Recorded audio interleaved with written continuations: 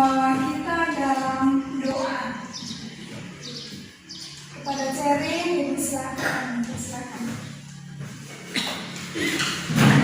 Teman-teman, marilah kita bersiap berdoa. Dalam nama Bapa dan dalam nama kami.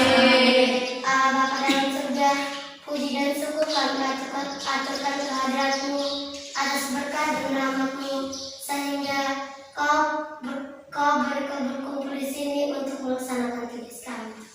Sekarang ini kami belajar, berkatilah kami belajar, agar kami belajar dengan baik. Nama kami puji hingga sepanjang masa. Amin. Dalam nama Bapa dan dalam nama Kami. Siap bersalah. Oke, terima kasih Jerry yang membawa kita dalam doa. Sekarang Ibu mau tanya dulu, siapa yang tidak hadir hari ini? Siapa yang tidak hadir hari ini? Hadir semua? Hadir semua? Tidak. Hadir semua atau tidak? Hadir semua. Oke, terima kasih kalau kita hadir semua pada hari ini.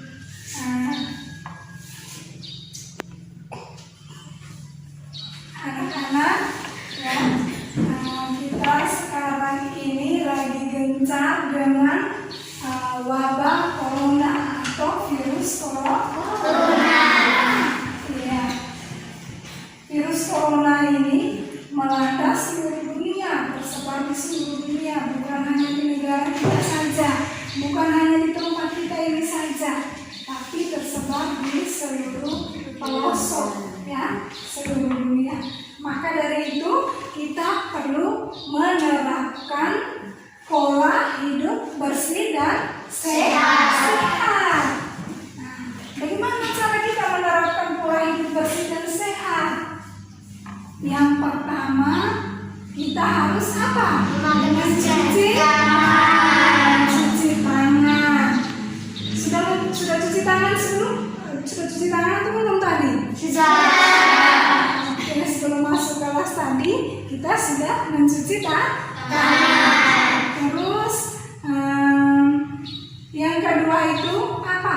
Memakai masker. Di dalam kelas ini pakai masker semua atau tidak? Pakai masker. Oke, terus yang ketiga menjaga apa? Jarak ya, antara satu dengan yang lain. Terus yang keempat, poin yang keempat, hindari dari kerumunan. Misalnya di tempat-tempat umum seperti di pasar dan lain-lainnya, kita batasi dulu ya. Yang kelima, mengurangi mobilisasi. Apa itu mobilisasi? Mobilisasi itu misalnya seperti bepergian, ya. Misalnya kita mau ke merek, TND, kalau ada hal-hal yang tidak terlalu penting, kita jangan dulu pergi, itu kita batasi dulu saat ini.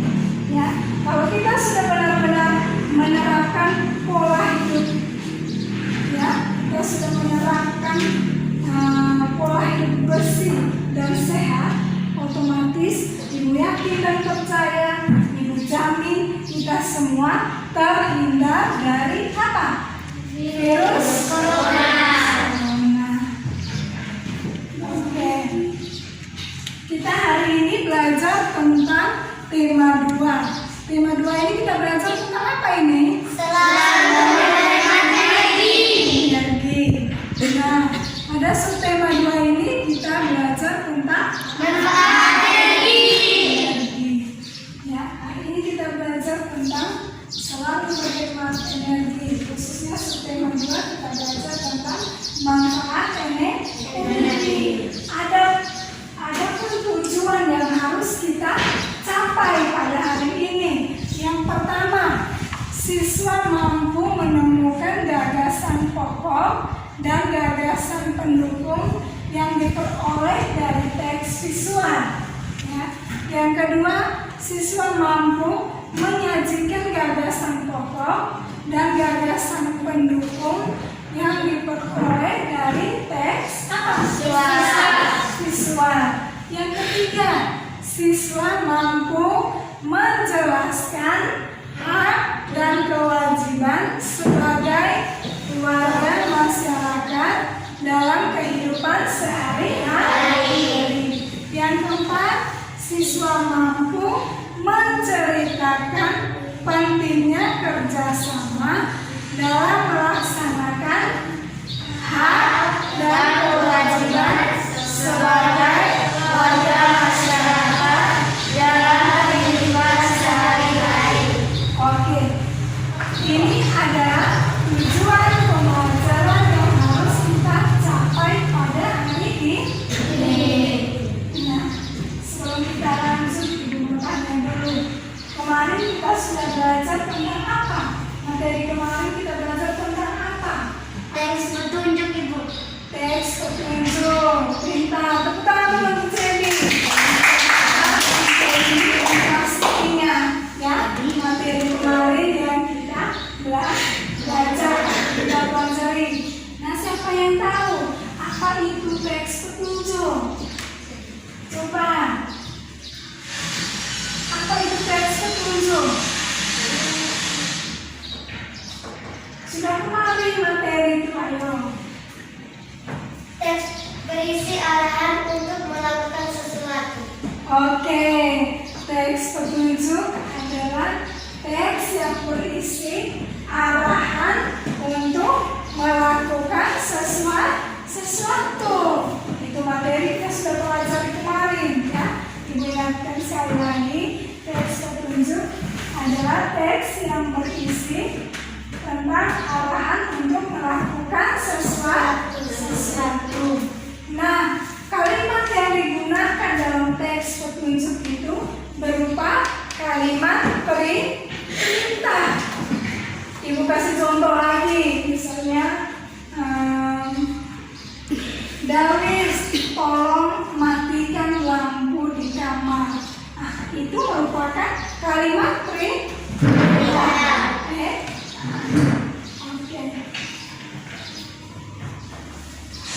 Hari ini kita belajar tentang gagasan pokok, gagasan pendukung, dan hak dan kewajiban dalam penggunaan sumber energi.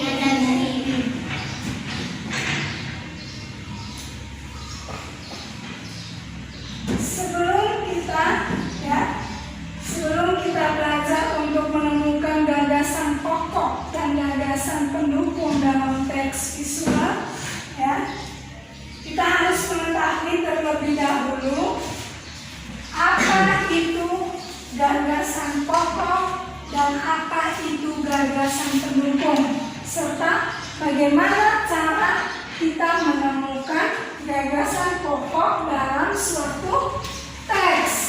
Ya. Sama-sama dengar baik-baik. Gagasan pokok adalah ide atau gagasan yang menjadi pokok pengembang paragraf. Ya, Ibu tulis saja. Gagasan pokok adalah ide atau gagasan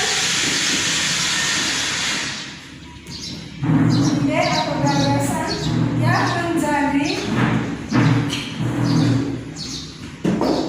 menjadi pokok pengembangan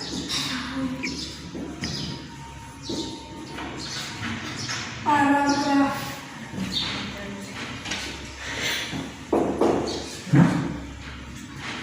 Perhatikan di sini, ayo sama-sama.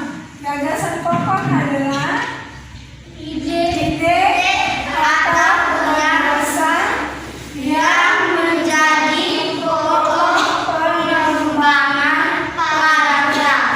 Ya, ulang sekali lagi.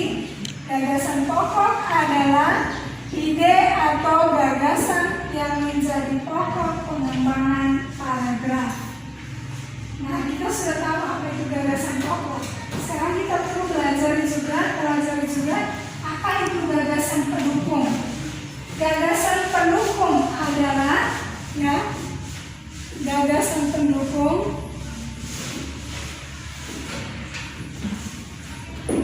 adalah kalimat yang bersifat khusus. Kalimat yang bersifat apa? Yang bersifat apa anak-anak? Khusus. Ya. Gagasan pendukung adalah kalimat yang bersifat khusus. Gagasan pendukung ini berisikan informasi, uraian, dan contoh dari gagasan pokok. Ya, diulangi sekali lagi. Gagasan pendukung ini berisikan informasi, uraian, dan contoh dari gagasan pokok. Ya.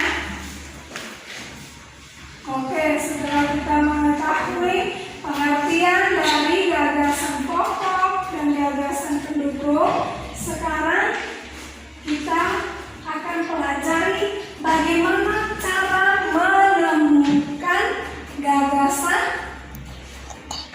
pokok. Ya, bagaimana cara menemukan gagasan pokok? Yang pertama, baca dengan teliti. Ya, 1. Baca dengan apa? Teliti. Iya, baca dengan teliti. Yang kedua, cermati kalimat pertama. Cermati apa? Kalimat pertama. Iya, cermati kalimat pertama. Yang ketiga, temukan kalimat utama. Ya, temukan kalimat utama yang memuat gagasan pokok. Ya, temukan kalimat utama yang memuat gagasan pokok. Yang keempat, tandai informasi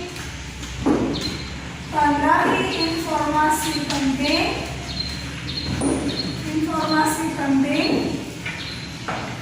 pada tiap paragraf.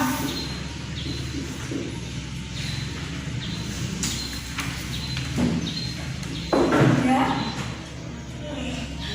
Ini adalah 4 cara yang kita pakai atau kita gunakan dalam menemukan gagasan apa? Pokok. Yang pertama, coba Cerin, apa ini? Sebut. Yang pertama, Bacalah dengan teliti. iya, bacalah dengan teliti. Jadi yang kedua, Cermati kalimat pertama. oke. Yang ketiga, Temukan kalimat utama. temukan kalimat utama yang memuat gagasan pokok. iya, yang memuat gagasan pokok. Yang keempat, Darnis, Tandai informasi.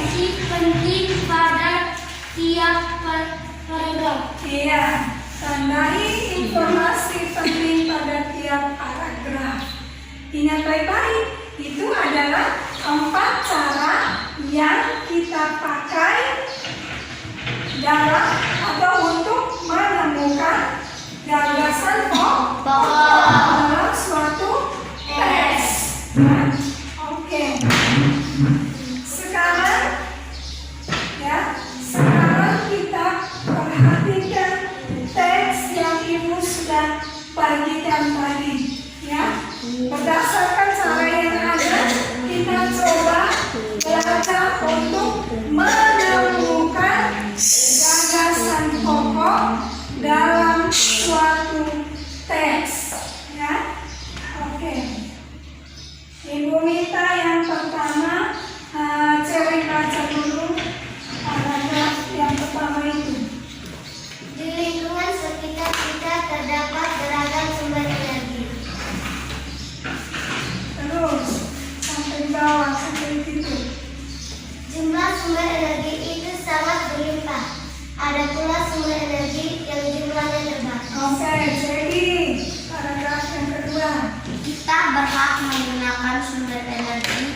sesuai dengan ketentuan berlaku. Kita juga berkewajiban menjaga sumber energi yang ada. Semua orang mempunyai hak dan kewajiban terhadap keberadaan sumber energi. Oke, Darwis yang ketiga. Gunakan energi dengan bijak. Biasakan hidup hemat energi mulai sekarang. Pemberlakuan tersebut masih disebutkan oleh generasi yang akan datang. Ayo kita selalu berhemat energi. Oke, sekarang perhatikan baik-baik ya dalam teks visual yang Ibu sudah bagikan tadi ya. Sudah perhatikan semua? Sudah? Sudah baca semua belum? Sudah baca semua belum? Ya, oke. Nah, sekarang coba jadi dari teks visual yang ada itu, coba jadi tentukan gagasan pokok. Tentukan gagasan pokok.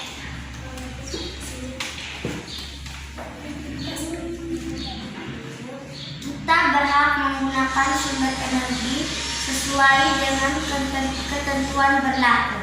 Iya, menurut Jadi gagasan pokoknya ada di kalimat itu. Kita berhak menggunakan sumber energi sesuai dengan ketentuan berlaku. Nah, coba cari. Di lingkungan sekitar kita terdapat beragam sumber energi. Iya.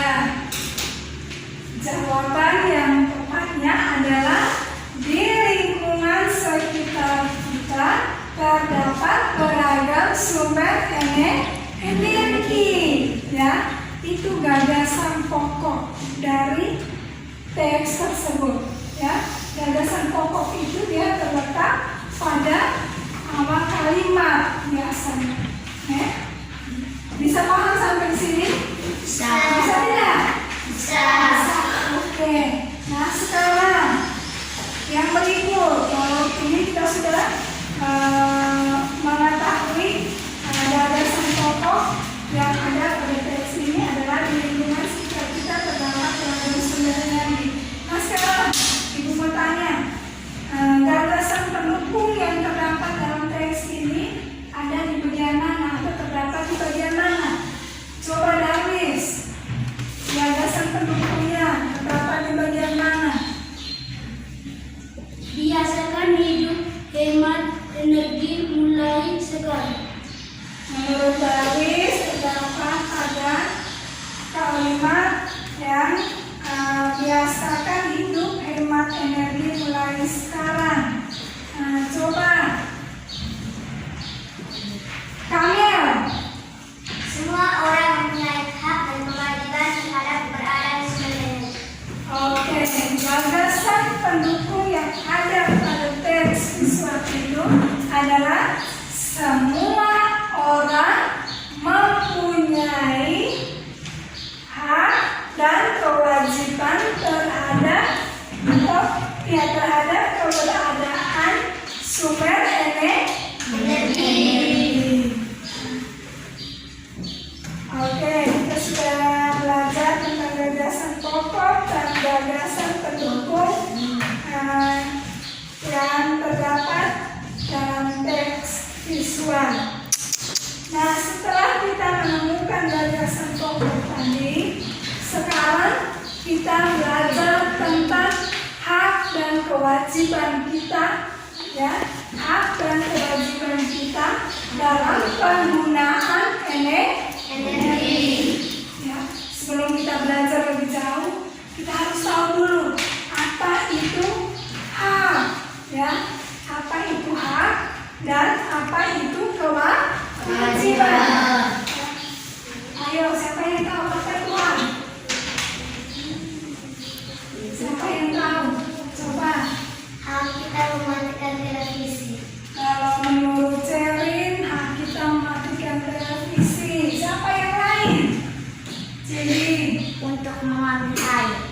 hari lahir. Oke, itu adalah benar yang dijawab oleh anak-anak tadi ya. Itu adalah contoh dari hak ya. Contoh dari hak dan kewajiban. Nah, pengertian dari hak ya. Pengertian dari hak di sini adalah segala sesuatu yang didapatkan oleh setiap orang sejak lahir bahkan sebelum lahir. Ya, Ibu ulangi sekali lagi sebentar Ibu tanya harus bisa. Ya, hak adalah segala sesuatu yang harus didapatkan oleh setiap orang sejak lahir atau sebelum lahir. Ya, hak itu sudah melekat dalam diri kita sebelum kita lahir. Ya, hak itu sudah ada. Nah, contoh hak siapa yang bisa kasih contoh hak? Ayo, contoh dari hak itu seperti apa? Coba Cerin, seperti yang Cerin sebut. Coba Cerin. Hak mendapatkan kasih sayang. Oke, mari kita tepuk tangan untuk Cerin. Contoh hak di rumah itu, ya, hak seorang anak di rumah itu, yaitu apa? Mendapatkan kasih sayang. Kasih sayang dari siapa? Orang tua. Kasih sayang dari orang tua.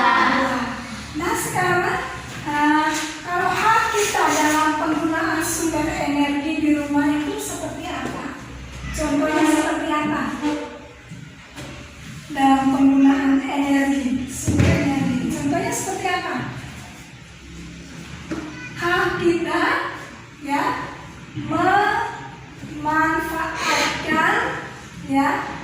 memanfaatkan atau menggunakan alat-alat elektronik yang ada di rumah. Ibu kasih contoh, misalnya hak kita untuk menonton televisi, ya. Kita pernah nonton tidak televisi? Iya, itu kita punya hak untuk memanfaatkan fasilitas yang ada di rumah. Terus hak kita untuk menggunakan kipas angin, contohnya seperti itu, ya. Itu hak kita di rumah dalam penggunaan sumber energi. Oke, nah sekarang setelah kita belajar tentang hak, kita juga harus tahu atau belajar tentang kewajiban, ya. Selain hak, kita juga punya kewajiban, baik di rumah, di sekolah maupun di masyarakat. Kita punya kewajiban. Nah, coba siapa yang bisa? Oh ya, Ibu jelaskan dulu apa itu kewajiban. Atau siapa yang tahu apa itu kewajiban? Siapa yang tahu apa itu kewajiban? Coba ya, Cewi. Untuk membersihkan kelas. Kewajiban kita untuk membersihkan kelas. Tangan dulu untuk Cewi. Itu adalah contoh dari kewajiban kita sebagai anak sekolah. Bila kita berada di lingkungan sekolah, kewajiban kita membersihkan kelas, membersihkan lingkungan sekolah. Nah sekarang apa itu kewajiban? Kewajiban adalah sesuatu yang harus dilakukan atau dikerjakan. Ibu ulangi sekali lagi. Kewajiban adalah sesuatu yang harus dilakukan atau dikerjakan. Coba siapa yang bisa ulangi lagi apa itu kewajiban? Ayo, apa itu kewajiban? Sesuatu yang kita harus kerjakan. Iya, sesuatu yang harus kita lakukan atau kita kerjakan.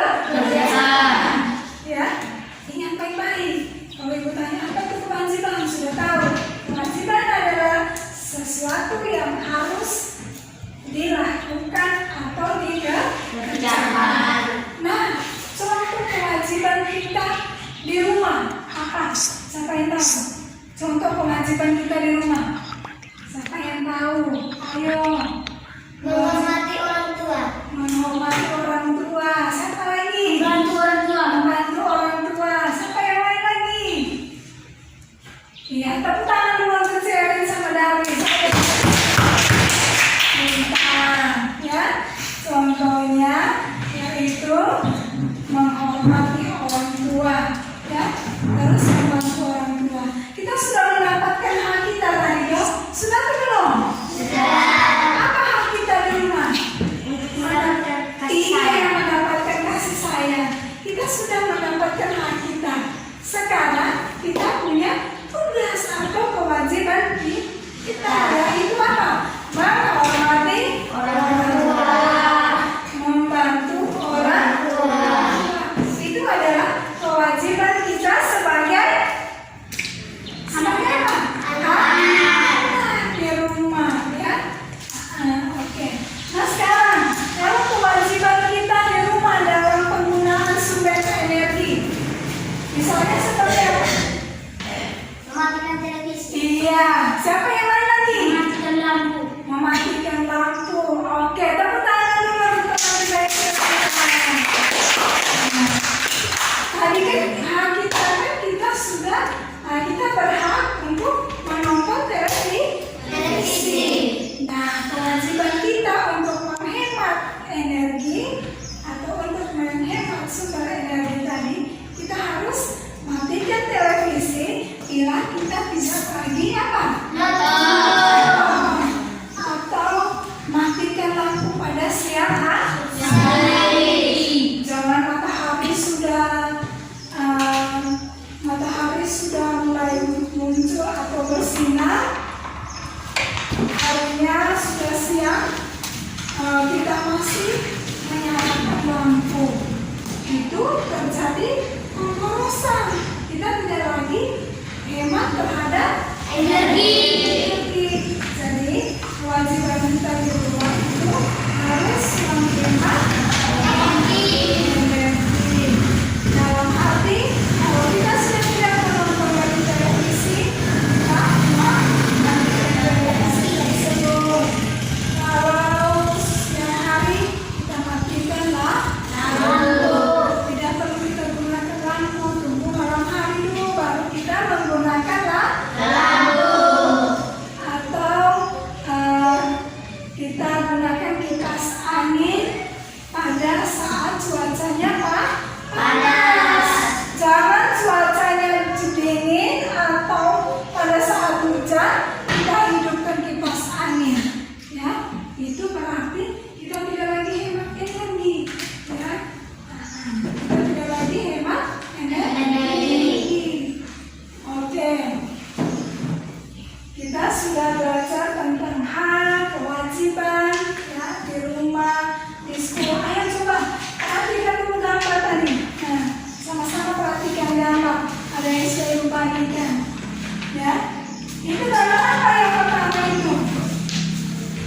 Ayo. Menyapu sekolah. Menyapu sekolah. Membersihkan, ya, menyapu ruang kelas. Membersihkan ruang kelas. Siapa yang melakukan semua kegiatan itu? Anak-anak sekolah. Siapa yang melakukan semua kegiatan ini? Anak-anak sekolah. Di mana mereka melakukan kegiatan ini? Di kelas. Di kelas atau di lingkungan Sekolah. Nah, hak kita sebagai anak sekolah atau sebagai siswa itu, hak kita memanfaatkan atau menggunakan fasilitas yang ada di sekolah, termasuk penggunaan listrik dan air, ya. Nah, itu kita punya hak dalam menggunakan fasilitas di sekolah. Terus apa kewajiban kita di sekolah? Ayo, hal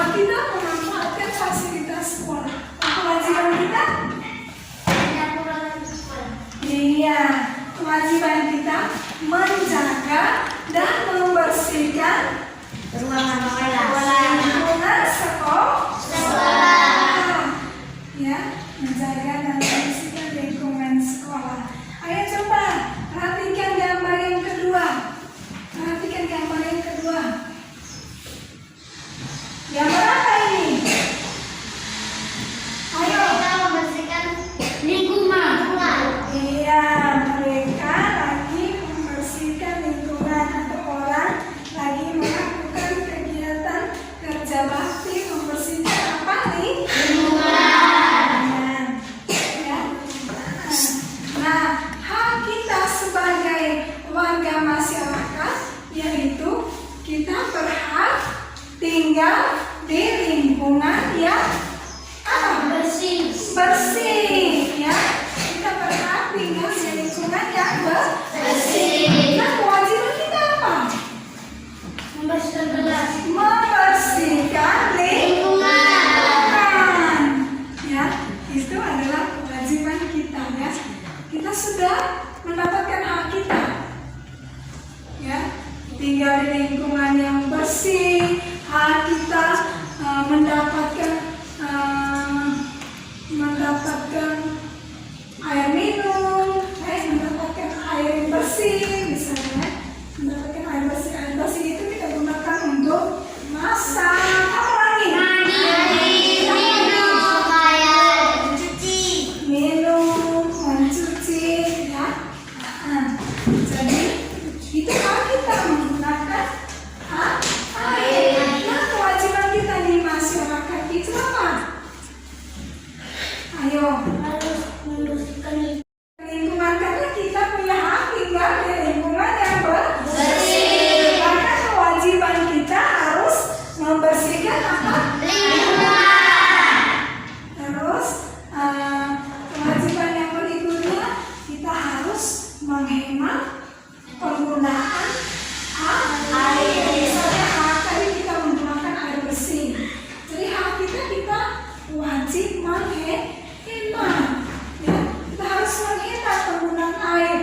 Kalau kita sudah tidak pakai lagi untuk mencuci, kita matikan airnya. Jangan biarkan air itu mengalir terus. Itu sudah termasuk pemborosan kalau kita biarkan air mengalir, ya. Jadi kalau sudah tidak gunakan lagi air, kita harus matikan keran airnya.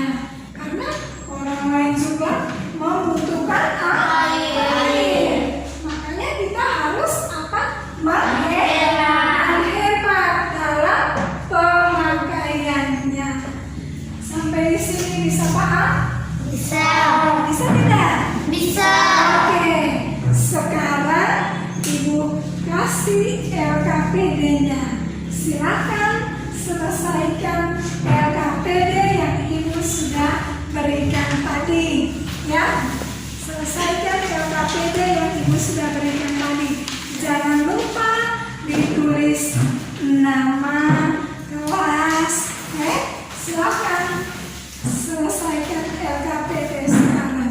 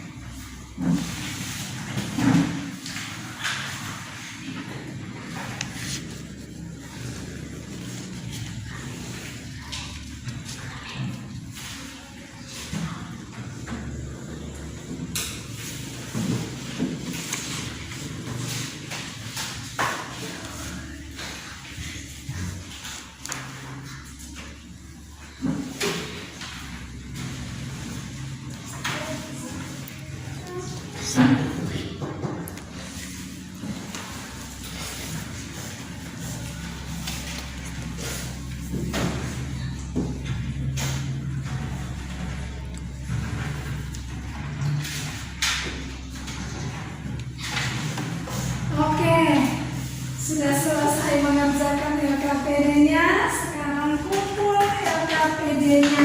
Ayo.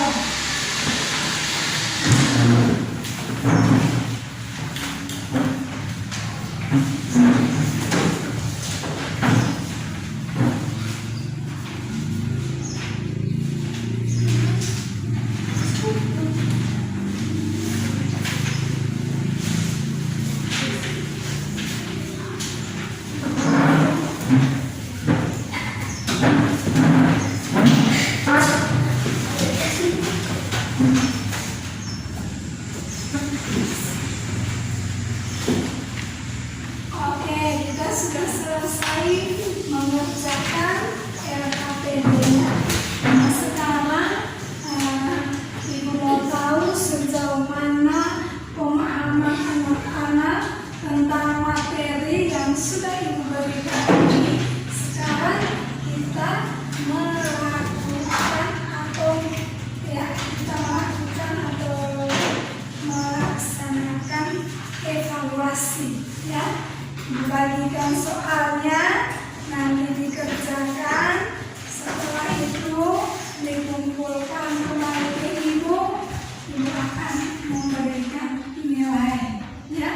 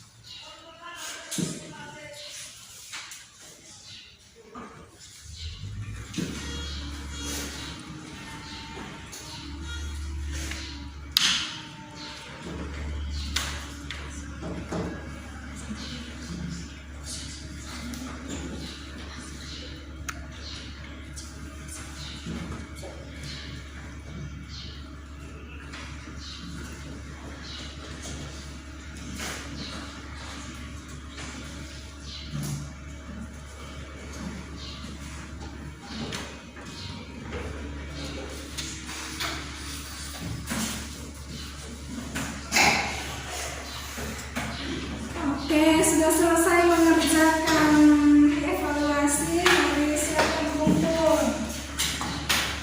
Sudah.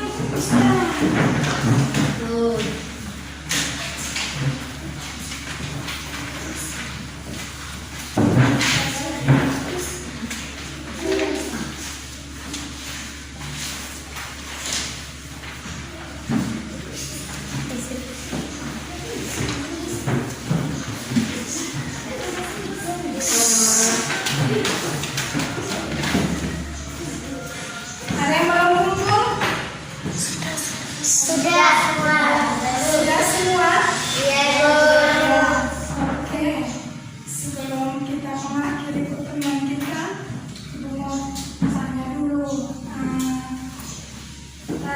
sudah belajar tentang apa saja?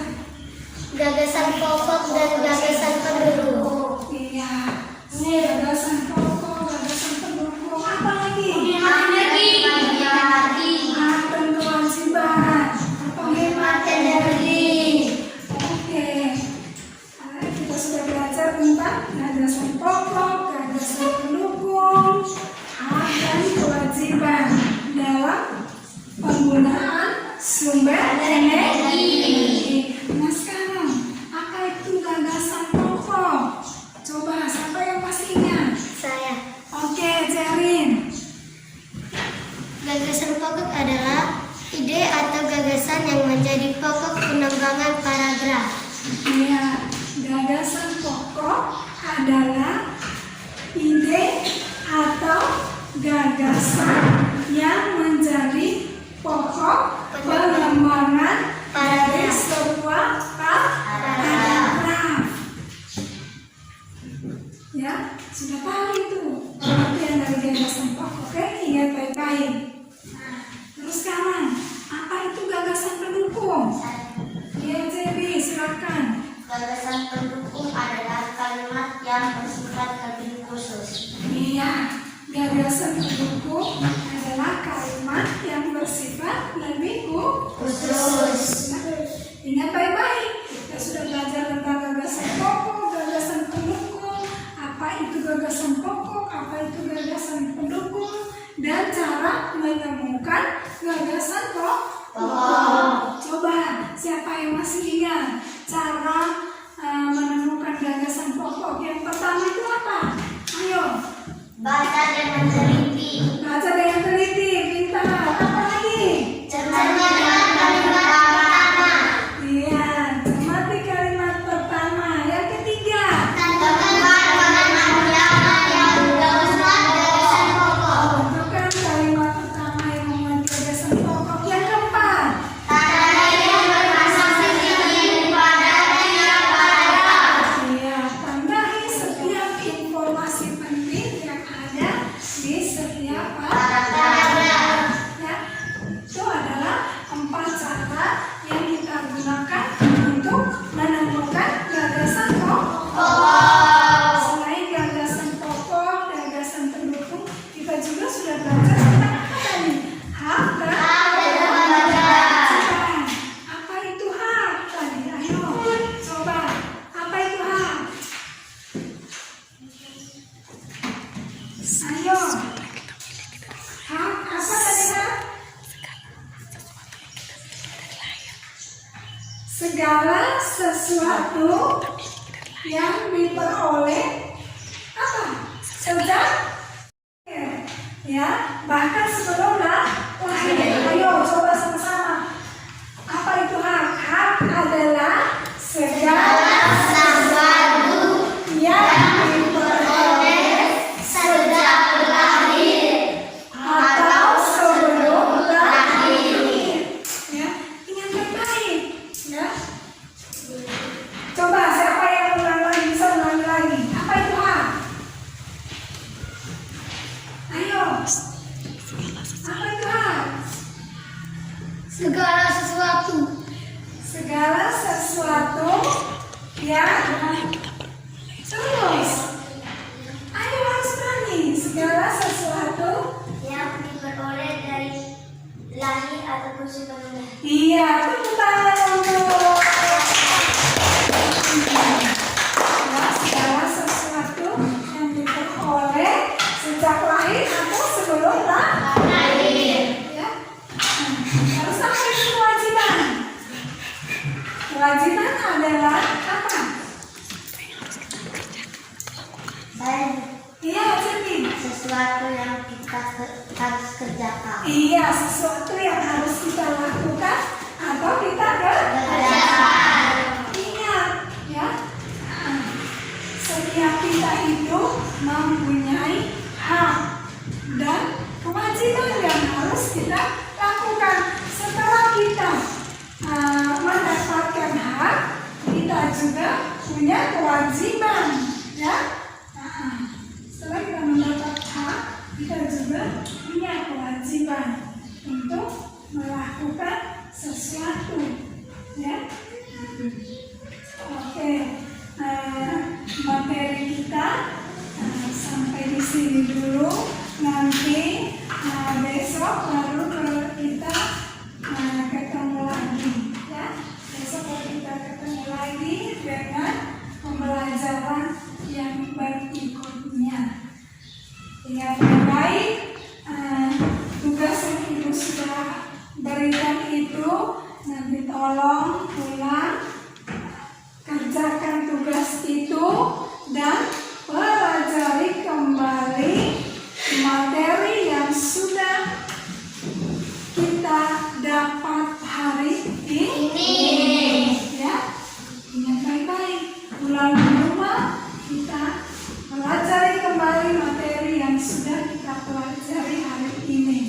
Dan jangan lupa selesaikan tugas yang sudah Ibu berikan itu. Nanti pertemuan kali berikutnya tugas itu dikumpulkan sehingga Ibu bisa memberikan nilai. Oke, sebelum kita menutup kegiatan kita, Ibu minta kesediaan dari siapa yang mau memimpin kita dalam doa? Iya, Darwis. Ibu minta kesediaan Darwis untuk mengantar kita dalam doa. Teman-teman, marilah kita bersikap berdoa. Dalam nama Bapa dan Kudus kami. Allah Bapa di dalam surga, puji dan syukur karena hadirat-Mu. Sebab dari pagi tadi hingga siang ini, sekarang kami mau pulang. Berkatilah kami di jalan agar bisa bertemu Bapak, Mama, Om, Tante, serta adik kami. Namun kami puji hingga sekali masa. Amin. Dalam nama Bapa Dan Kudus kami. Siap bersalah. Selamat siang Tuhan Yesus. Selamat siang Bapak Ibu Guru. Selamat siang teman-teman. Selamat siang semuanya. Selamat pulang. Oke, terima kasih. Sampai jumpa.